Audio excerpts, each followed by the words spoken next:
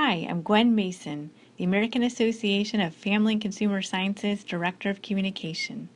We were pleased to recently visit the Art Institute of Washington in Arlington, Virginia, one of our Family and Consumer Sciences Day sponsors. We met with Chef Michael Roll, Director of the Culinary Program there, Chef Kate Fiore, and two of our culinary students, Genevieve and Kendall. We decided to focus on food preparation for Family Consumer Sciences Day with our theme of Dining in for Healthy Families, and why not visit a top culinary program. It's one of the fastest growing career and technical education programs, and it also has a higher than average employment outlook as a career path. So we're going to start off by talking with Chef Michael Roll about careers in culinary arts as well as their program. It's difficult, so you have to love it. I tell students it's the ultimate in the service industry. You have to derive some satisfaction out of making people happy. You're entertaining them on their birthdays and on their weddings and at funerals, and often at big times in their lives they're out eating and you're providing that experience, or at least the food part. And often the service part too. So if it doesn't satisfy you somehow to nourish people in that way, I don't think you'll last very long. So you need to have, it's nice to be passionate about ingredients and flavors, and if you're really into Vietnamese cuisine, then you can know all about it. But in the end, serving people and putting smiles on faces and filling up bellies ought to be really what drives you. It's not a career if you just are trying to figure out something to do with yourself. It's hard work, long hours, terrible pay. Yes, all of that. And you get to cut yourself and burn yourself every once in a while. I burned myself just this afternoon. Yeah, you have to really want to do it to make it worthwhile. Otherwise, it's not going to last long.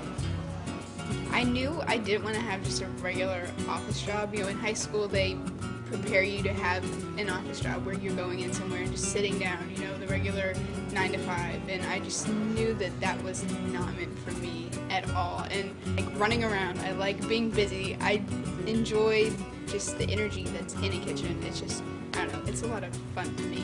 I can't. In the learning environment here, we like to eliminate a lot of the mistakes that someone doesn't want to pay you to make, so that before you go get that job working with really expensive ingredients, you come here and what does it take to take a fish at $9 a pound and turning it into fish fillet that you can then sell at $27 a pound? That journey is more complicated than it seems. You have to buy the fish from a reputable purveyor, so we talk about that. You have to treat the fish with a lot of respect once you own it. You have to take it apart in a certain way, or you're throwing perfectly good fish away and you don't want to do that. How many ways are there to prepare it? Are there some ways better than others, depending on the fish or the variety or the meal period, or any number of these considerations? And so really, if you think about every meal and every ingredient that went into every dish, we like to start with, here it is raw, we're going to teach you how to manipulate it, we're going to add value to it with your talent, and then we're going to show you why it should cost this much on a menu, or why you should sell it for this much at a catering event, so that you, in the end, can pay the power bill when you go home at night. Oh yeah. Because you do need to, it's the career part is making money. And so we teach you about capitalism. This class, I have definitely got that down a lot better. Being able to have all my prep ready at a certain time and just be able to go and get a dish out, push it out when it needed to be out. And so I've definitely, the time management is a huge skill that is so necessary and that I really have gotten down, especially this past quarter. When I first started, I was pretty slow, like cutting potatoes, onions, things like that. Like, take your time, make it nice and straight, just hurry up, you got other things to do. You can't spend all your time cutting vegetables, you gotta do stock, cook chicken, things like that. So all that helps you, like I said, manage your time and everything.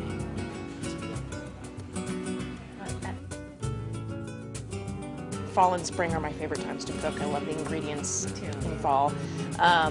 So that was where I started making the menu, was I wanted it to be fall-centric. So I really started with butternut squash soup and worked around that.